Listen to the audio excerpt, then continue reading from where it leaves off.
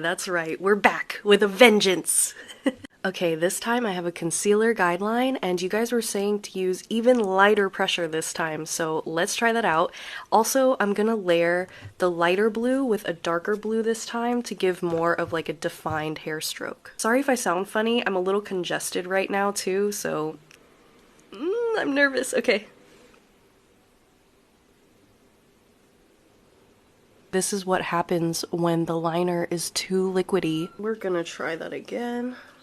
Fourth time's the charm, right?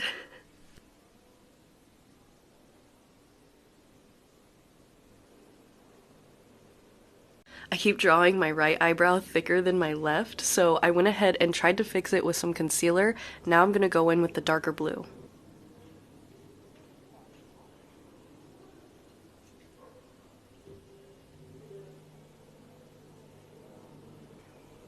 Here is a close-up of my eyebrows, just so you guys can see before I go ahead and powder them and clean them up.